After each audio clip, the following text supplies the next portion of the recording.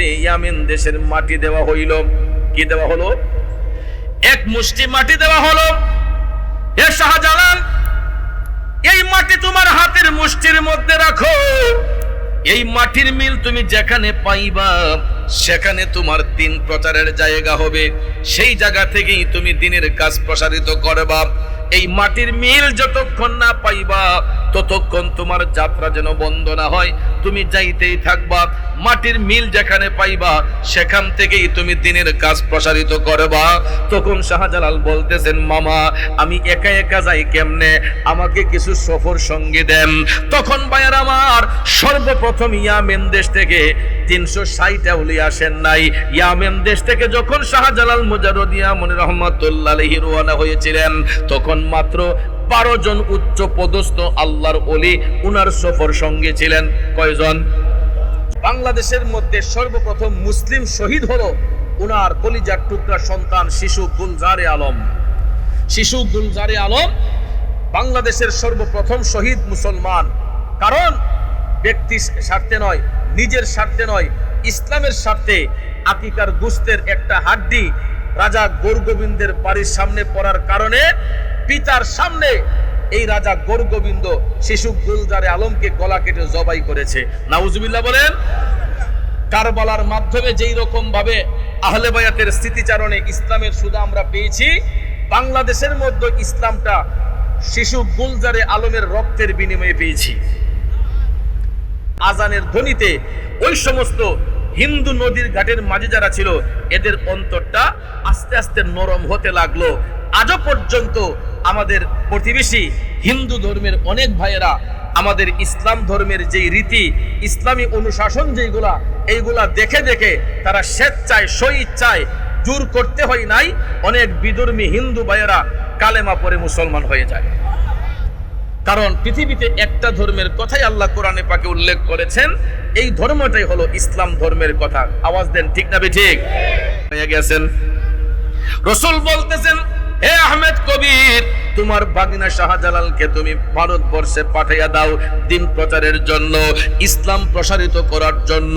তখন সৈয়দ আহমেদ কবির রেফাই তিনিও স্বপ্ন থেকে জাগ্রত হইয়া চিন্তা করতেছেন, দয়াল নবী আদেশ করেছেন মাহারা বাবাহারা সন্তানটাকে একা আমি পাঠিয়ে দেব ইয়ামেন দেশে, নবীর আদেশ তো অবশ্যই অবশ্যই রক্ষা করতে হবে।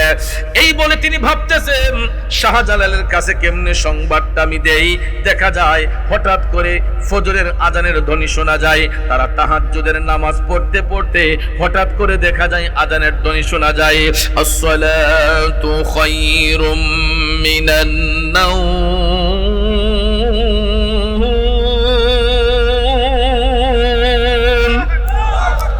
ঘুম থেকে নামাজ ভালো, ঘুম থেকে নামাজ ভালো।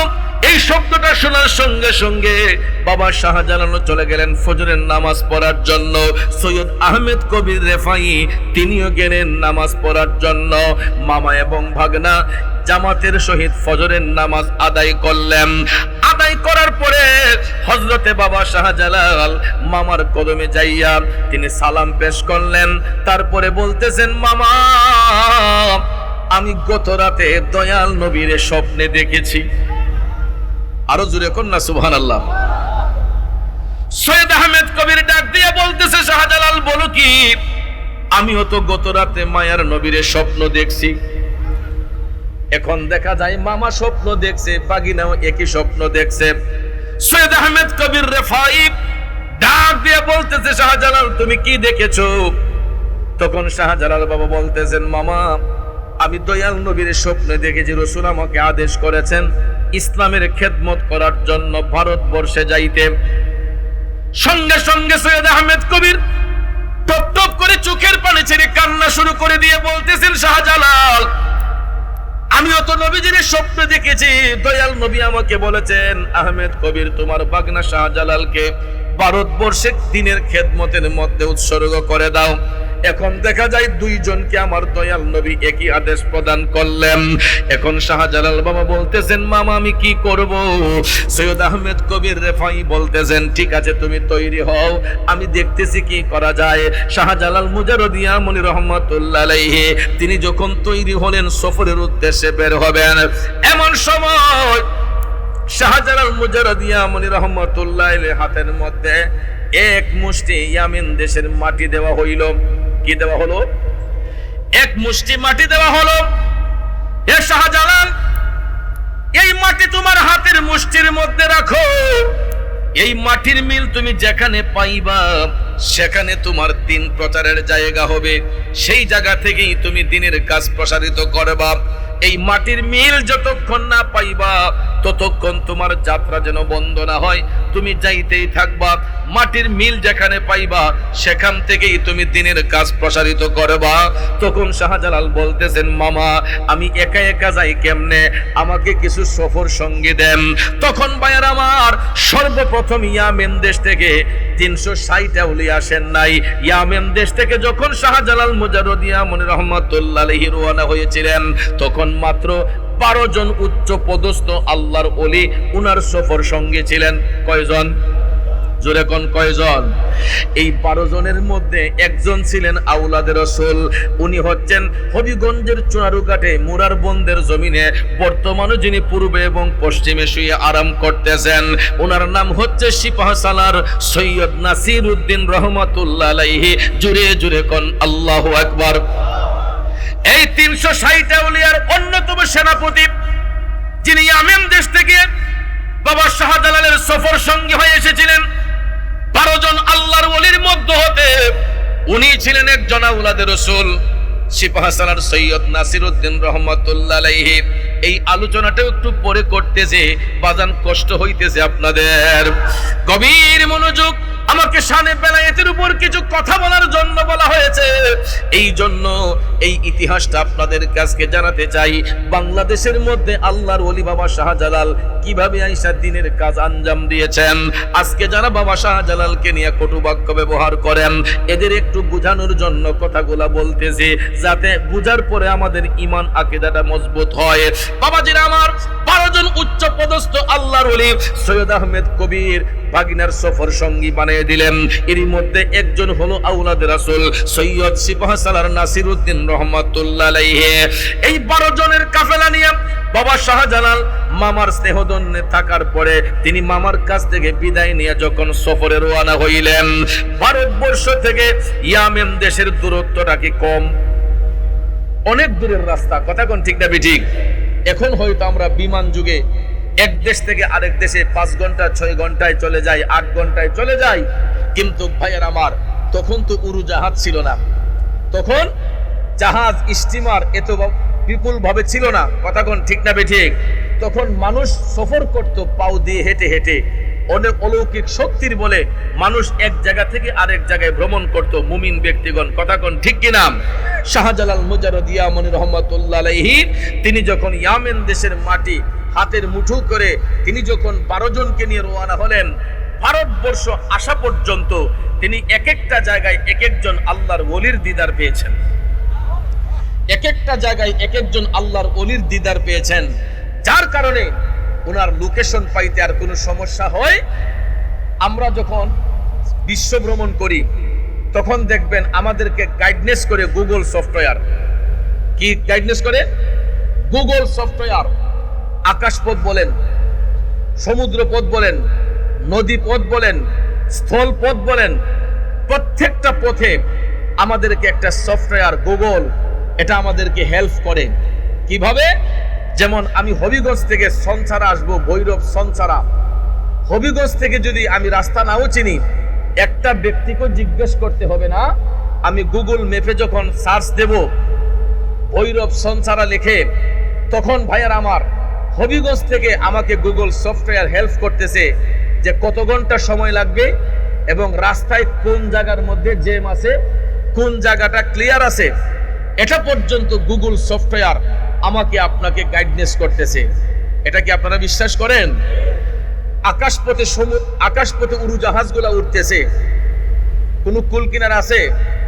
এক দেশ থেকে আরেক দেশে সময় নির্ধারণ করে দিচ্ছে গুগল সফটওয়্যার, সময় নির্ধারণ করে দিচ্ছে গুগল সফটওয়্যার। বাংলাদেশ থেকে বিমানটা কয় ঘন্টায় জেদ্দা যাবে, দুবাই যাবে, ওমান যাবে, কাতার যাবে, লন্ডন, আমেরিকা, কোন দেশে বিমানটা কখন যাবে, কত ফিট উপর দিয়ে যাবে, এটা পর্যন্ত গুগল সফটওয়্যার আমাদেরকে গাইডনেস করতেছে, আমাদেরকে জানিয়ে দিচ্ছে। বিমানে যে আমরা বসি, বিমানটা কতটুকু উপরে আছে এটাও গুগল সফটওয়্যার দেখাচ্ছে, কয় ঘন্টা সময় লাগতেছে এটা দেখাচ্ছে, রাস্তা কোন দিকে যেতে হয় এটা দেখাচ্ছে, কোন দিকে রিস্ক এটাও দেখাচ্ছে। তাহলে আপনারা বলুন, গুগল সফটওয়্যার একজন মানুষ তার জ্ঞানকে প্রয়োগ করে এই সফটওয়্যারের আবিষ্কার করছে। কথা কোন ঠিক না বেঠিক? তাহলে একজন বিজ্ঞানী যদি রিসার্চ করে, গবেষণা করে, একটা গুগল সফটওয়্যার আবিষ্কার কইরা গোটা পৃথিবীটা তার নিয়ন্ত্রণে রাখতে পারে, একজন আল্লাহর ওলি কোরআন হাদিস রিসার্চ করে গোটা বিশ্ব ভ্রমণ করার ক্ষমতা রাখে কি রাখে না? এই বিশ্বাস আপনাদের আছে না নাই? বাবাজিরা আমার, বন্ধুরা আমার, আল্লাহর ওলিগণ, বাবা শাহজালাল মুজাররদ যখন তিনি ভারতবর্ষে আসলেন, তখন তো কোনো উন্নত রাস্তাঘাট ছিল না, উড়োজাহাজ ছিল না, জাহাজ, স্টিমার, লঞ্চ এইগুলা ছিল না। বাবা শাহজালাল ঐশ্বরিক শক্তির বলে, কারামতি শক্তির বলে ভারতবর্ষ আসা পর্যন্ত এক একটা জায়গায় এক একটা লোকেশন পাইয়া বাবা শাহজালাল 360 জনের একটা কাফেলা নির্মিত করলেন। 360 জনের একটা কাফেলা তিনি সম্মিলিত করলেন ভারতবর্ষ থেকে আসা পর্যন্ত, ইয়ামেন দেশ থেকে ভারতবর্ষ আসা পর্যন্ত 360 জনের একটা কাফেলা হয়েছে। ভারতবর্ষে আইসা হিন্দের সুলতান, হিন্দের রাজা সানজিরে আজমেরি খাজা মঈনুদ্দিন চিশতি ওনাকে লোকেশন দিলেন। লোকেশন দেওয়ার পরে তিনি হযরতে বাবা খাজা মঈনুদ্দিন চিশতি রহমাতুল্লাহ আলাইহির সঙ্গে দিদার হয়েছে, সাক্ষাৎ হয়েছে। সুবহানাল্লাহ। 360 আউলিয়ার বিশাল বড় কাফেলা নিয়ে হিন্দুস্তানের রাজা বাবা খাজা গরিবে নওয়াজ রহমতুল্লাহ আলাইহির সাক্ষাৎ যখন হলো, তখন খাজা মঈনুদ্দিন চিশতি বাবা শাহজালালকে বললেন যে হুজুর, আপনি এখানে অবস্থান করবেন না, কারণ আপনার জায়গা আরো রয়েছে, কারণ এখানে যেই হিন্দু রাজা পিতৃরাজ ছিল তাকে পরাজিত করার জন্য আমি মঈনুদ্দিনই যথেষ্ট। তখন তিনি পরামর্শ দিলেন যে শ্রীহট্টে একজন আওলাদ রসুল, শ্রীহট্টে একজন আওলাদ রসুল যিনি ইসলামের অভয়বাণী প্রচার করতেছেন কিন্তু প্রকাশ্যে করতে পারছেন না, তিনি গোপনে গোপনে ইসলামের শাসনগুলা তিনি কায়েম করতেছেন, ইসলামের বিধানগুলা পালন করতেছেন। ওনার নাম হচ্ছে সৈয়দ বুরহানুদ্দিন রহমাতুল্লাহ আলাইহি, যিনি সুরমা নদীর পাড়ে উপশহর রুট দিয়ে যাওয়ার সময় ব্রিজটা পার হয়ে হাতের ডান পাশে গিয়ে বা গুগলে সার্চ দিবেন সৈয়দ বুরহানুদ্দিন, ভাইয়ার আমার, তিনি বাংলাদেশের সর্বপ্রথম মুসলিম ব্যক্তি ছিলেন, মুসলিম পরিবার ছিলেন, এবং বাংলাদেশের মধ্যে সর্বপ্রথম মুসলিম শহীদ হলো উনার কলিজার টুকরা সন্তান শিশু গুলজারে আলম। শিশু গুলজারে আলম বাংলাদেশের সর্বপ্রথম শহীদ মুসলমান। কারণ ব্যক্তি স্বার্থে নয়, নিজের স্বার্থে নয়, ইসলামের স্বার্থে আকিকার গোশতের একটা হাড্ডি রাজা গৌরগোবিন্দের বাড়ির সামনে পড়ার কারণে পিতার সামনে এই রাজা গৌরগোবিন্দ শিশু গুলজারে আলমকে গলা কেটে জবাই করেছে। নাউজুবিল্লাহ বলেন। কারবালার মাধ্যমে যেই রকম ভাবে আহলে বায়াতের স্মৃতিচারণে ইসলামের সুদা আমরা পেয়েছি, বাংলাদেশের মধ্যে ইসলামটা শিশু গুলজারে আলমের রক্তের বিনিময়ে পেয়েছি। খাজা মঈনুদ্দিন চিশতি বললেন, ও শাহজালাল, আপনি শ্রীহট্ট অভিমুখে যান, কারণ সিলেটের পূর্ব নাম ছিল শ্রীহট্ট। হট্ট মানে গন্ডগোল, হট্ট মানে কি? গন্ডগোল। তিনি বলতেছেন আপনি শ্রীহট্ট অভিমুখে যান, কারণ সেখানে রাজা গৌরগোবিন্দ মুসলিমদের উপর নির্যাতন করতেছে, আপনি ওই দিকে রওনা করেন। তখন তিনি লোকেশন বলে দিলেন। এই লোকেশন অনুযায়ী তিনি বুরহানুদ্দিন রহমাতুল্লাহ আলাইহিকে মুরাকাবার ঘরে পাইয়া বুরহানুদ্দিন রহমাতুল্লাহ আলাইহি তিনি রাস্তা দেখালেন।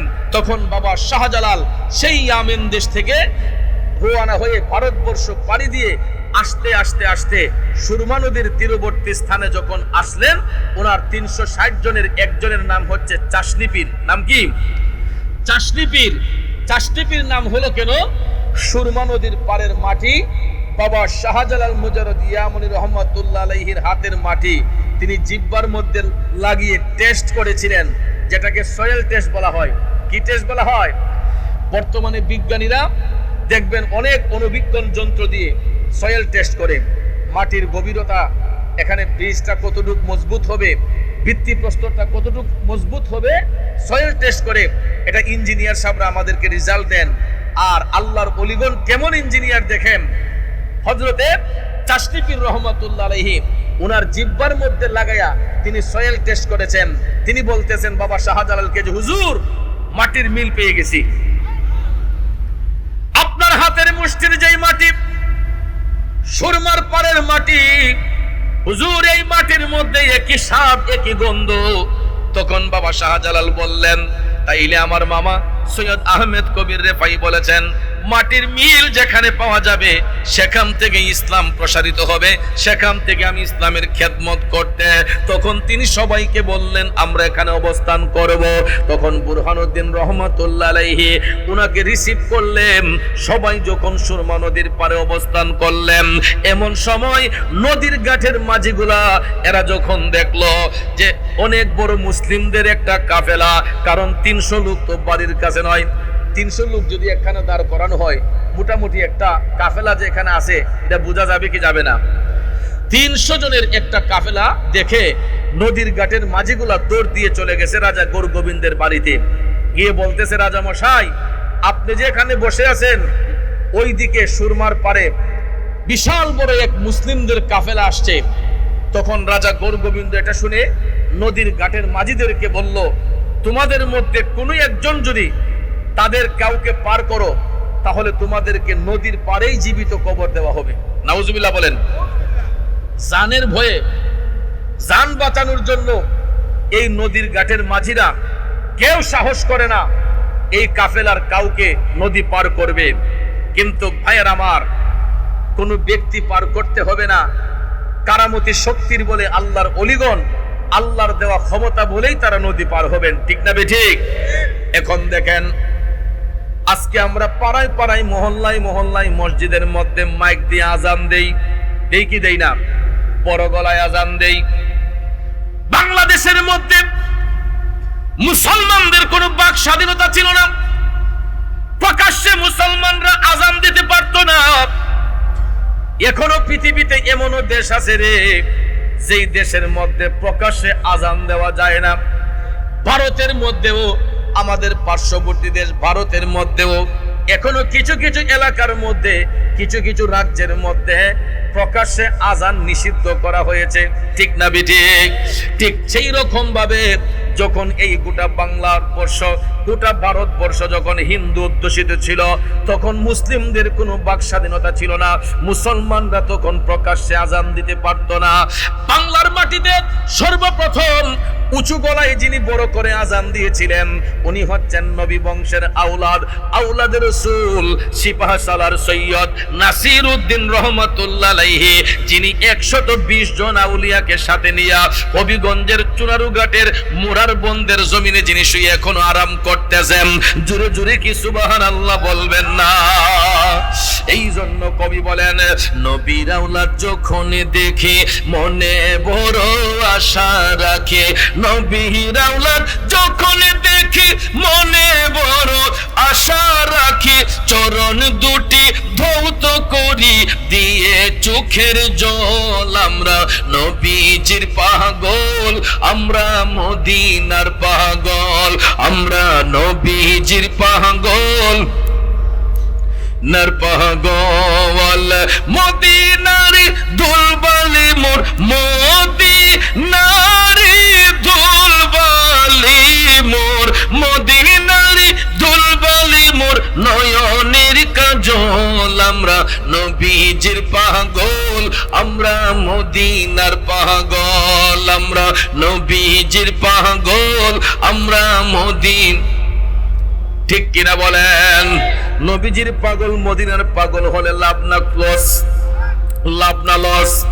শুনিলে মদিনার কথা ভুলতে পারি সকল ব্যথা। ঠিক কিনা? শুনিলে মদিনার কথা বলতে পারি সকল ব্যথা, শুনিলে মদিনার কথা বলতে পারি সকল ব্যথা। বুকের ভেতর আমরা নবীজির পাগল, আমরা মদিনার পাগল, আমরা নবীজির পাগল, আমরা মদিনার পাগল। ঠিক না বেটে বন্ধু?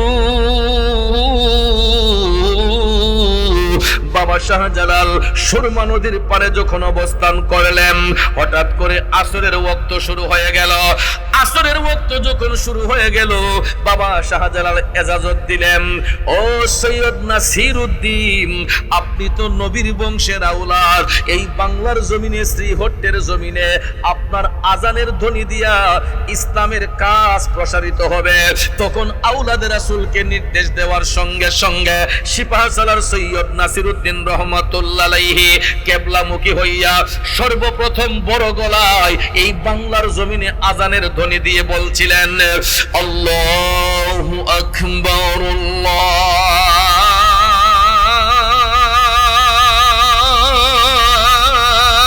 আল্লাহু আকবার। এই শব্দটার পাওয়ার আছে না নাই? এই শব্দটার পাওয়ার কতটুক হতে পারে? বাবাজি, আমাদের দেশের যে অস্ত্রগুলা বা বিদেশি যে অস্ত্রগুলা, এগুলার একটা নির্দিষ্ট পাওয়ার আছে। তার ফায়ারটা কতটুক দূরে যাবে, এটার অ্যাকশনটা কতটুক হবে, এটার একটা নিয়ন্ত্রণ আছে, আছে না? কিন্তু আল্লাহু আকবার এটা এমন একটা শক্তিশালী অস্ত্র, এটার পাওয়ার কতটুক হতে পারে একমাত্র আল্লাহু আ'লামু, আল্লাহ তাআলাই ভালো জানেন। ঠিক না ঠিক? আল্লাহু আকবার, আল্লাহু আকবার। সৈয়দ নাসিরউদ্দিন সিপাহসালার আল্লাহর ওলি আওলাদ রাসূল যখন এই আজানের ধ্বনিটা দিলেন, বোমা মারতে হয় নাই, তরবারি মারতে হয় নাই, গুলি করতে হয় নাই, কামান ছুঁড়ে মারতে হয় নাই। আল্লাহু আকবার ধ্বনি দেওয়ার সঙ্গে সঙ্গে রাজা গোরগোবিন্দের দেয়ালের একটা ফটক ঠাস করে ধসে পড়ে গেছে।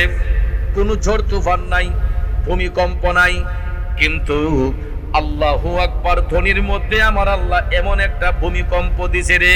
এই শব্দটা দেওয়ার সঙ্গে সঙ্গে খোলা আকাশের মধ্যে দাঁড়ায়া যখন বাবা সৈয়দ নাসিরউদ্দিন রহমাতুল্লাহ আলাইহি যখন আল্লাহু আকবার করে আহ্বান করলেন, রাজা গোরগোবিন্দের দেয়ালের একলো বন্ধুরা আমার, রাজা গোরগোবিন্দ চমকে উঠলো। এত বড় প্রাচীর, এত বড় শক্ত প্রাচীর, এটা কিভাবে পড়লো? সে টেনশন যুক্ত হয়ে গেছে, সে টেনশন যুক্ত হয়ে গেছে যেটা কিভাবে সম্ভব, দেয়ালটা পড়লো কিভাবে। ভাইয়ার আমার, ওই দিকে নদীর ঘাটের মাঝিগুলা এরা যখন মিষ্টি মধুর কণ্ঠে আজানের ধ্বনি শুনছে, তখন তাদের অন্তরের মধ্যে ইশকের আগুন ধাউ ধাউ করে জ্বলতেছে। শুধু তারা কালেমা পড়ার বাকি, কিন্তু সৈয়দ নাসিরউদ্দিন রহমাতুল্লাহ আলাইহির আজানের ধ্বনিতে ওই সমস্ত হিন্দু নদীর ঘাটের মাঝে যারা ছিল, এদের অন্তরটা আস্তে আস্তে নরম হতে লাগলো। আজও পর্যন্ত আমাদের প্রতিবেশী হিন্দু ধর্মের অনেক ভাইয়েরা আমাদের ইসলাম ধর্মের যেই রীতি, ইসলামী অনুশাসন যেগুলা, এইগুলা দেখে দেখে তারা স্বেচ্ছায় স্বইচ্ছায়, জোর করতে হয় নাই, অনেক বিধর্মী হিন্দু ভাইয়েরা কালেমা পড়ে মুসলমান হয়ে যায়।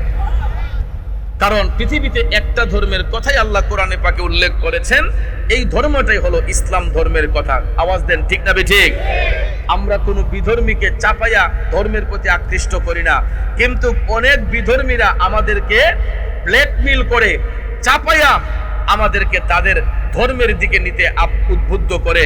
আমাদের বাংলাদেশেও এই ষড়যন্ত্র এখন চলে আসছে। আপনারা ঘুমায় আছেন, আপনারা এখনো সজাগ নয়। আমাদের বাংলাদেশেও এই ভাইরাসটা কিন্তু উত্তরবঙ্গের অনেক জায়গায় চলে এসেছে। ভাইয়ের আমার, এত সুন্দর লেবাস, এত সুন্দর তাদের পোশাক, দেখলে মনে হবে ফেরেশতার মতো মানুষ, কিন্তু এরা খ্রিস্টান ধর্ম প্রতিষ্ঠিত করার জন্য, খ্রিস্টান ধর্মকে বাস্তবায়ন করার জন্য আমাদের মুসলমানদের দাড়ি টুপি পাঞ্জাবিকে এরা ব্যবহার করে অনেক মানুষদেরকে পথভ্রষ্ট করে, উত্তরবঙ্গে অনেক মানুষদেরকে পথভ্রষ্ট করে এরা ইসলাম থেকে সরিয়ে নিয়ে যাচ্ছে। নাউজুবিল্লাহ বলেন। কিন্তু আমরা এখনো মায়ের পেটে আছি, কারণ আমরা এখন পর্যন্ত বিশেষ করে কয়েকটা ডিস্ট্রিক্ট, যেমন সিলেট পুরাটা বিভাগ, এবং কিশোরগঞ্জ জেলা, আপনারা ভৈরব সহ, ব্রাহ্মণবাড়িয়া জেলা সহ, কুমিল্লা জেলা সহ এই এলাকার, বিশেষ করে এই সমস্ত এলাকার, চট্টগ্রাম সহ আমাদের এই সাইডের মানুষগুলা সুফিমনা মানুষ, তরিকত প্রেমিক মানুষ, আমরা আল্লাহর ওলিদেরকে ভালোবাসি। আওয়াজ দেন ঠিক না ঠিক? যেই কারণে এখনো আমরা আমাদের চোখ কান খোলা রেখে চলতেছি। কিন্তু উত্তরবঙ্গে মুসলমানরা যারা তাসাউফপন্থী মানুষরা, এরা অনেক কষ্টে দিন কাটাইতেছে। এদের চোখের সামনে দিয়া কিছু কিছু বাতিল ফেরকারা, এরা ইসলামের অনুশাসনকে নষ্ট করার জন্য, সুফিবাদকে নষ্ট করার জন্য, আল্লাহর ওলিদের দামান থেকে সরে যাবার জন্য এরা দাড়ি টুপি জুব্বা এটাকে মডেল বানাইয়া এরা ইমানের বাজারে আগুন লাগাই দিতেছে। কথা কয় না? এই জন্য আমাদেরকে সজাগ থাকতে হবে। আজও পর্যন্ত মুসলিম ধর্মের কোনো ভাই কোনো বেদিনকে স্বেচ্ছায় ইসলাম এই জোর করে ইসলাম ধর্মে আনে নাই, তারা স্বেচ্ছায় কালেমা পড়ে মুসলমান হয়েছে। কথা কোন ঠিক কিনা? আমাদের দেশেও ইতিমধ্যে আমার মাধ্যমেও 2-4 জন লোক কালেমা পড়ে মুসলমান হয়েছে। আমি অধম গুনাহগারের মাধ্যমেও 2-4 জন হিন্দু ভাই তারা স্বেচ্ছায় মুসলমান হয়েছে। এর মধ্যে আপনাদের কিশোরগঞ্জ জেলায় মিঠামন থানায় একজন প্রাইমারি টিচারও তিনি আমার মাধ্যমে তিনি কালেমা পড়ে মুসলমান হয়েছেন। আলহামদুলিল্লাহ বলেন। তো এরকম ভাবে আমাদের সুন্নি আকাবেরদের মধ্যে আমি ওই দিন দেখেছি একজন খ্রিস্টান ধর্মের মানুষ, উনি স্বেচ্ছায় আমাদের শাইখুল হাদিস আল্লামা মুফতি আবুল কাসেম ফজলুল হক মাদ্দাজিল্লাহুল আলী হুজুরের হাতে উনি হাত রেখে তাওবা করে কালেমা পড়ে স্বেচ্ছায় মুসলমান হয়েছেন। কত সুন্দরভাবে তাকে গ্রহণ করা হয়েছে, ইসলাম ধর্মে তাকে ওয়েলকাম জানানো হয়েছে। এটার নামই হচ্ছে ইসলাম। ইসলাম মারামারি পছন্দ করে না, ইসলাম খুনাখুনি পছন্দ করে না, ইসলাম ঝগড়াঝাটি পছন্দ করে না। ঠিক কিনা বলেন? আর এই জিনিসটাই সুফিবাদের মধ্যে নাই, আউলিয়া কেরামদের মধ্যে নাই। বাবাজিরা আমার, যেই কথাটা আমি বলতে চেয়েছিলাম, বাবা শাহজালাল সুরমা নদীর পারে অবস্থান করলেন, আজানের ধ্বনি দিলেন সৈয়দ নাসির উদ্দিন বাবা, দেওয়ার সঙ্গে সঙ্গে নদীর ঘাটের মাঝিগুলার অন্তর আস্তে আস্তে শীতল হতে লাগলো। কিন্তু শীতল হলে কি হবে? এরা তো বাবা শাহজালালকে নদী পার করে না, নদী পার করে না। এখন তিনি নদী কিভাবে পার হবেন? আল্লাহু আকবার বলেন। মুরাকাবার মধ্যে বসলেন বাবা শাহজালাল। আসরের নামাজ শেষে মাগরিবের পূর্ব মুহূর্তে তিনি যখন নদীর পারে কিবলামুখী হয়ে মুরাকাবা করলেন, কারণ মুরাকাবা এটা এমন একটা জিনিস যেটাকে ইংরেজিতে বলা হয় মেডিটেশন, বাংলাতে বলা হয় সাধনা অথবা ধ্যান, আরবিতে বলা হয় মুরাকাবা, ইংরেজিতে বলা হয় মেডিটেশন, অর্থাৎ একাগ্র চিত্তে মওলার প্রেমে বিলীন হয়ে যাওয়া। একাগ্র চিত্তে মওলার প্রেমে বিলীন হয়ে যাওয়া, ফানা হয়ে যাওয়া, এটারে বলা হয় মুরাকাবা। আর মুরাকাবার নির্দিষ্ট একটা নির্জন স্থান প্রয়োজন, যেখানে বাচ্চাদের চিল্লাচিল্লি না হয়, যেখানে মানুষের ডিস্টার্ব না হয়। এই সমস্ত নির্জন জায়গার মধ্যে মুরাকাবা করলে আমার মওলা পাকের কুদরতি আদালত থেকে অনেক কিছু হাসিল করা যায়। কিন্তু আমরা তো বর্তমানে মুরাকাবা পর্ব দূরের কথা, ওয়াক্তের নামাজগুলোই তো পড়ি না, তাহাজ্জুদ পর্ব দূরের কথা, মুরাকাবা মুশাহাদা করব দূরের কথা। আমরা তো সঠিকভাবে 5 ওয়াক্ত নামাজটাই পড়তে চাই না। আবার আমরা মুসলমান পরিচয় দেই, বড় বড় গলায় চাপা মারি। ফতুয়ার কোনো অভাব নাই, চাষটলো বইলে দেখবেন আমাদের চাইতে বড় বড় ফতুয়াবাজ লোক আছে, আছে না? শাস্ত্রল মুফতির অভাব নাই আমাদের দেশে, শাস্ত্রল মুফতির অভাব আছে? অভাব নাই। কিন্তু হক্কানি আলেম ওলামা, হক্কানি মুফতির অভাব এখনো দুনিয়াতে আছে। তো যেই কথাটা আমি বলতে চেয়েছিলাম, বাবাজি, বাবা শাহজালাল মুজাররদিয়া মনি রহমাতুল্লাহ আলাইহি তিনি মুরাকাবার মধ্যে গেলেন, একাগ্র চিত্তে মওলার ধ্যানে গেলেন। যাবার পরে তিনি যখন মওলার প্রেমে বিলীন হয়ে গেলেন, আমার আল্লাহ রাব্বুল আলামিন কুদরতের জবান দিয়া বাবা শাহজালালকে জানাইয়া দিলেন, এ শাহজালাল, এ শাহজালাল, তোমার নামাজের মুসল্লাটা তুমি জমিন পানির উপরে বিছাইয়া দাও, পানিটাকে তুমি জমিন বানাইয়া দাও, তুমি পানির উপরে তোমার নামাজের মুসল্লাটা বিছাইয়া দাও। সুবহানাল্লাহ। কুদরতি ভাবে মৌলা পাক যখন ইশারা করেছেন, বাবা শাহজালাল মুরাকাবা মুশাহাদা শেষ করে আমার মৌলা পাকের আদেশ পাইয়া, তিনি মৌলা পাকের আদেশ পাইয়া নবীজির মোহব্বত অন্তরে নিয়া বাবা শাহজালালের নামাজের মুসল্লাটা যখন নদীর উপর বিছাইয়া দিলেন, আমি সঞ্চারাবাসীর কাছে জানতে চাই, এই যে এখানে একটা নামাজের মুসল্লা টি টেবিলে দেওয়া হয়েছে, আপনারা বলুন যদি এটা একটু গাঢ়, এই নামাজের মুসল্লাটার ওজন কয় কেজি হবে? 1.5 থেকে 2 কেজি। 1.5 থেকে 2 কেজি। আমি ধরলাম একটা নামাজের মুসল্লার ওজন না হয় 5 কেজি হয়ে গেল, হবে তো না? ওই ধরলাম 5 কেজি হয়ে গেল। আপনারা বলেন 5 কেজি ওজনের একটা নামাজের মুসল্লা পানির উপর ভাসাইয়া বিছাইয়া 40 কেজি, 50 কেজি, 60 কেজি, 70 কেজি, 80, 100-র উপরে একটা মানুষ যদি এটার উপরে দাঁড়ায়, এটা কি বাসার কথা না ডুবার কথা? বাসার কথা না ডুবার কথা? অবশ্যই এটা ডুবে যাওয়ার কথা, ঠিক কিনা কন? এখন আপনারা বলেন 1.5 কেজি 2 কেজি ওজনের নামাজের মুসল্লাটা পানির উপর বিছাইয়া 60-70 কেজি ওজনের মানুষটারে যদি আমার আল্লাহ ইচ্ছা করে তোলার মতো পাতলা বানাই দিতে পারে কি পারে না? এটাই আমার আল্লাহ প্রমাণ করলেন। আমি আল্লাহ পাহাড়কে সমুদ্র বানাই, সমুদ্রকে পাহাড় বানাই, ঠিক না বেঠিক? আল্লাহ রাব্বুল আলামিন বলতেছে আমি সমুদ্রকে পাহাড় বানাই, পাহাড়কে সমুদ্র বানাই, মরারে জিন্দা করি, জিন্দারে মরা করি। সবকিছু কার হাতে? জোরে বলেন কার হাতে? এ সংসারের প্রেমিক বাবাজিরা, গভীর মনোযোগ। আল্লাহ রাব্বুল আলামিন যদি চায় এত ওজনদারি একটা মানুষকে তোলার মতো পাতলা বানাইয়া দিতে, আমার আল্লাহ পারবে কি পারবে না? কথা বলেন, পারবে কি পারবে না? ঠিক বাবা শাহজালালের বেলায় এটাই হইল। ওনার কারামত, সর্বপ্রথম যে কারামতটা প্রকাশ হয়েছিল, বাবা শাহজালাল মুজাদ্দিদ মুনি রহমাতুল্লাহ আলাইহি নামাজের মুসল্লার মধ্যে যখন বসলেন, নামাজের মুসল্লার মধ্যে যখন তিনি বসলেন, হঠাৎ করে একটা ফটক ঠাস করে ধসে পড়ে গেছে। দেখা যায় এটা নৌকার কাজ করতেছে। তিনি নিচের দিকে যায় না, বরঞ্চ ভাসমান হইয়া তিনি নিজে পার হন নাই, 360 জনের কাফেলা নিয়া এই নামাজের মুসল্লা দিয়া সুরমা নদী পাড়ি দিলেন। যদি কি সুবহানাল্লাহ বলবেন না?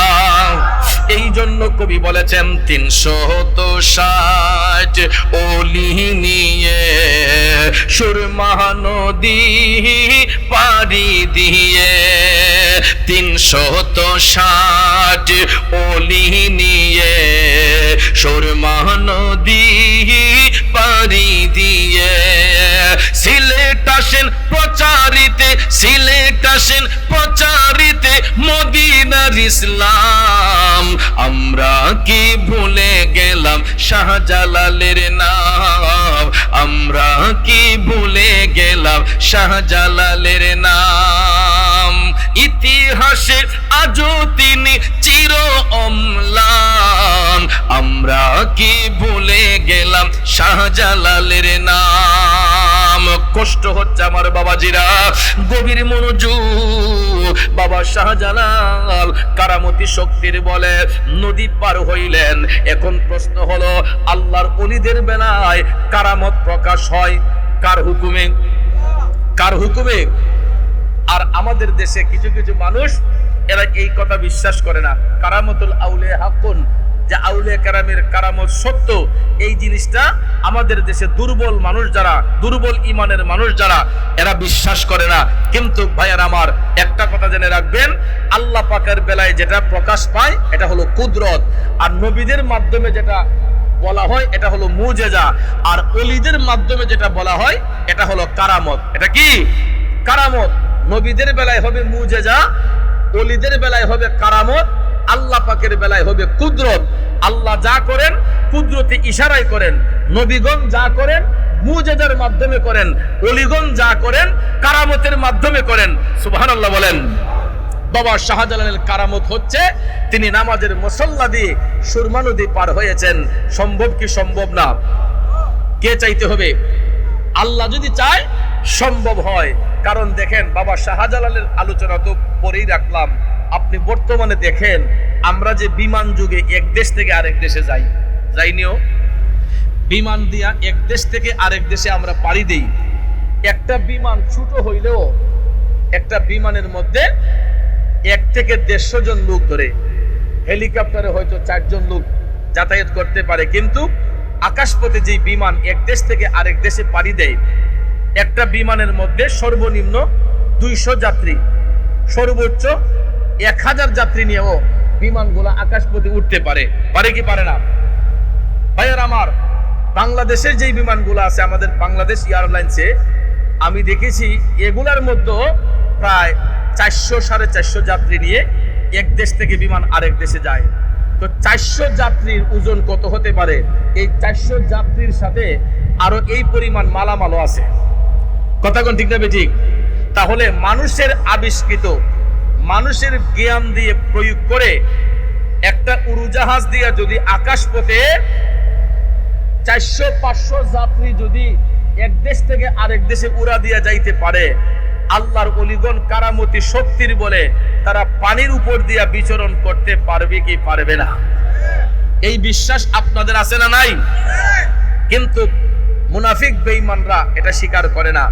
মুনাফিক বেঈমানরা আল্লাহর ওলিদের কারামত বিশ্বাস করে না। কিন্তু বাবা শাহজালাল নামাজের মুসল্লা দিয়ে নৌকা বানাইয়া সুরমা নদী পাড়ি দিলেন। নদী পার হওয়ার পরেই দেখা যায় মাগরিবের টাইম হয়ে গেল। মাগরিবের সময় যখন হয়ে গেছে, তখন সৈয়দ নাসিরউদ্দিন সিপাহসালাকে বললেন, ও আওলাদ রাসূল, নদীর ওই পারে আজান দিলেন, এই পারে আজান দিব কে? আসরের আজান দিয়েছিলেন ওই পারে, আর মাগরিবের আজান দিয়েছেন নদীর পার হইয়া আরেক পারে।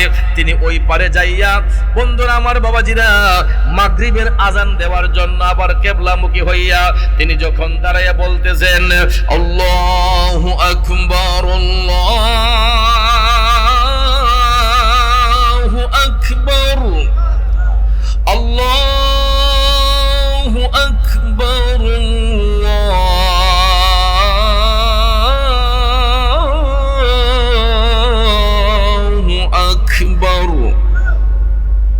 সৈয়দ নাসিরউদ্দিন বাবা আল্লাহু আকবার বলে যখন মাগরিবের আজান দিলেন, এবার দেখা যায় রাজা গৌরগোবিন্দের বাড়ির যেই বড় দালানটা ছিল, বড় গেটটা ছিল, আজানের ধ্বনিতে, আল্লাহু আকবার ধ্বনির পাওয়ারে রাজা গৌরগোবিন্দের বড় দেয়ালটা অটোমেটিকলি ঠাস করে ধসে পড়ে গেছে। জোরে কি আল্লাহু আকবার বলবেন না? অস্ত্র হাতে নিয়ে প্রতিবাদ করতে হয় নাই। এই রাজাদেরকে পরাজিত করার জন্য বোমা হাতে নিতে হয় নাই, অস্ত্র হাতে নিতে হয় নাই, লাঠি হাতে নিতে হয় নাই। বন্ধুরা আমার, বাবাজিরা গো, আল্লাহর ওলিগণ তাদের কারামতি শক্তির বলে আল্লাহর জিকির দিয়া, নবীর দুরূদ শরীফ দিয়া মানুষের অন্তর এমন ভাবে নরম করে দিয়েছে, আগুনের কাছে মোম রাখলে যেই রকম গলে যায়, ঠিক সেই রকম ভাবে ইমানদারদের সঙ্গে বেঈমানরা যখন আইসা মিলিত হয়, অনেক সময় যাদের নসিবে আল্লাহ হেদায়েত রেখেছেন, এরা যখন ওলিদের সোহবতে আসে, তখন দেখা যায় আল্লাহর ওলিদের সোহবতে আসার কারণে ওই লোকটা পরশের সঙ্গে কষাকষি কইরা দামি হইয়া যায়। যেই কারণে দাদা হুজুর লিখেছিলেন, তুমি পরশ আমি লোহা, ও দয়াল দেখিবারে পাই, দয়াল দেখিবারে পাই, ওরে পরশের কিরণে লোহা স্বর্ণ দেও বানাই গো মুর্শিদ, এই ভিক্ষা চাই তোমার প্রেমাগুনে আমায় পুইরা করো চাই, আমি এই ভিক্ষা চাই তোমার প্রেমাগুনে আমায় পুইরা করো চাই। বন্ধু, আল্লাহর ওলিদের প্রেমে যারা পড়ে গো, এদের অন্তর্চক্ষু পরিষ্কার হয়ে যায়, এদের কাশফুল কলব হয়ে যায়। অন্তর্চক্ষু যার পরিষ্কার হয়, ওই ব্যক্তি জাহিরি চোখ দিয়া দুনিয়া দেখে, আর অন্তর্চোখ যার পরিষ্কার হয়, ওই চোখ দিয়া আল্লাহর আরশ পর্যন্ত দেখতে পায়। আরো জোরে কোন সুবহানাল্লাহ। জাহিরি চোখ দিয়া হয়তো দুনিয়াটা দেখতে পারবেন, আর যাদের কাশফুল কুলুব হয়, অন্তর্চক্ষু খোলা হয়, এরা শুধু দুনিয়া দেখে না, চোখ বন্ধ করলে তারা আল্লাহর আরশ পর্যন্ত দেখতে সক্ষম হয়। জোরে জোরে আল্লাহু আকবার বলেন। যেই কথাটা বলতে চেয়েছিলাম, আমার বাবাজিরা, বাবা শাহজালাল মুজাররদিয়া মুনি রহমাতুল্লাহ আলাইহি নদী পার হইয়া মাগরিবের নামাজ আদায় কইরা তিনি রাত্র যাপনের জন্য কাফেলার সদস্যদেরকে নিয়ে অনেক উঁচু একটা জায়গার মধ্যে অবস্থান করলেন, যেই জায়গার মধ্যে কোনো মানুষ ভয়ে উঠে না।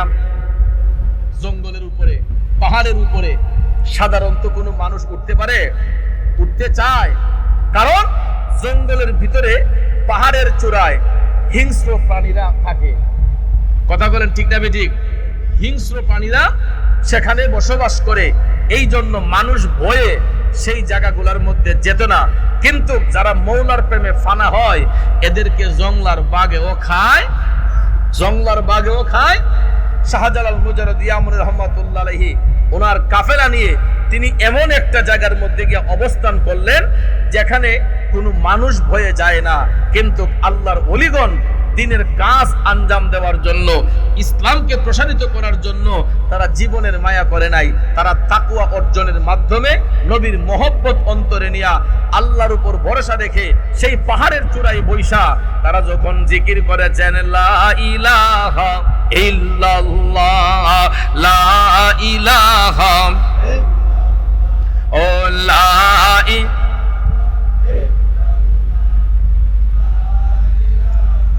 ইল্লাল্লাহ,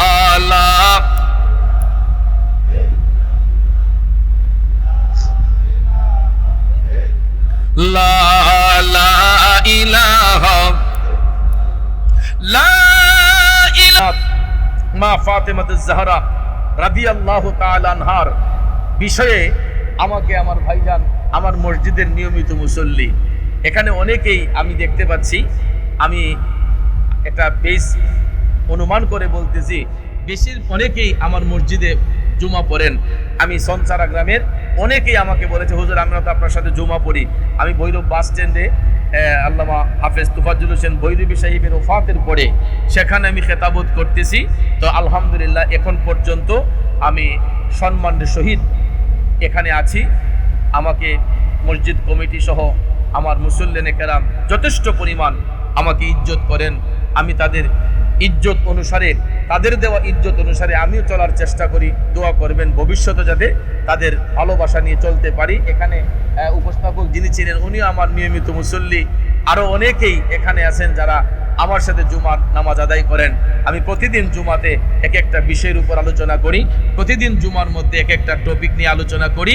তো আজকে শানে বেলায়ত এবং আম্মা জান খাতুনে জান্নাত সম্পর্কে কিছু বলার জন্য আমাকে ভাই অনুরোধ করেছেন। আসলে দেখেন, বক্তার বক্তব্য শ্রুতি মাধুর্য হয় সাউন্ডের কারণে, আর শ্রোতার আকর্ষণে বক্তার বক্তব্য হয়। এই জন্য বুঝাতে হলে, একটা আলোচনা উপস্থাপন করতে হলে আগে এখানে স্টাডি করতে হয়, ঠিক না বেঠিক? টিচাররা যে ক্লাসের মধ্যে পড়ান, এরা হুট করে গিয়ে পড়ান না, তারা নিজেরাও আগে পড়াশোনা কইরা পরে গিয়া বাচ্চাদেরকে টিচিং দেন। তো আমরাও যখন ওয়াজের মাঠে আসি, যদি কমিটি থেকে আমাদেরকে আগে কোনো বিষয় দেওয়া হয়, তখন ওই বিষয় অনুসারে আমরা আলোচনা করি। উস্তাদটা আমি দেখেছিলাম যে আমাকে বিষয় দেওয়া হয়েছে শানে বেলায়ত। এই জন্য আমি আজকে ভেবেছিলাম যে আমি আজকে বাবা শাহজালালের জীবনী নিয়ে, যেহেতু আউলিয়া কেরামের উপলক্ষে আলোচনার কথা বলা হয়েছে, বাবা শাহজালালের জীবনী নিয়ে কিছু আলোচনা করব। এখন আমার ভাইজান আবদার করেছেন যে খাতুনে জান্নাত সম্পর্কে কয়েকটি কথা বলার জন্য। ভাইয়ারা আমার, বন্ধুরা আমার, আম্মা জান খাতুনে জান্নাত রাদিয়াল্লাহু তাআলা আনহা, তিনি আমার দয়াল নবীজির কলিজার টুকরা সন্তান, ঠিক না বেঠিক? নবীজির কলিজার টুকরা সন্তান আম্মা জান খাতুনে জান্নাত মা ফাতেমাতুজ জাহরা আমিনা খাতুন রাদিয়াল্লাহু তাআলা আনহার ঔরসের সর্বকনিষ্ঠা কন্যা ছিলেন আম্মা জান খাতুনে জান্নাত, যার মাধ্যমেই নবীর বংশের সিলসিলা আওলাদে রাসূল এখন পর্যন্ত আমার আল্লাহ জারি রেখেছেন। আর আম্মা জান খাতুনে জান্নাত তিনি দয়াল নবীর কন্যা, বেলায়েতের বাদশা, বেলায়েতের মূল, যার মাধ্যমে বেলায়েতের আগমন হয়। উনি হচ্ছেন মুশকিল কুশা হযরতে শেরে খোদা মাওলায়ে আলী কাররামুল্লাহু ওয়াজহাহুর সহধর্মিনী, মাওলা আলীর সহধর্মিনী এবং জান্নাতি যুবকদের সরদার হযরতে ইমাম হাসান এবং হুসাইন রাদিয়াল্লাহু তাআলা আনহুমার গর্ভধারিণী মা এবং খাতুনে জান্নাত আম্মাজান ফাতেমাতুজ জাহরা, তিনি এমন একজন মহিয়সী নারী যিনি হচ্ছেন জান্নাতি রমণীদের সরদারিনী। জুড়ে কি সুবহানাল্লাহ বলবেন না?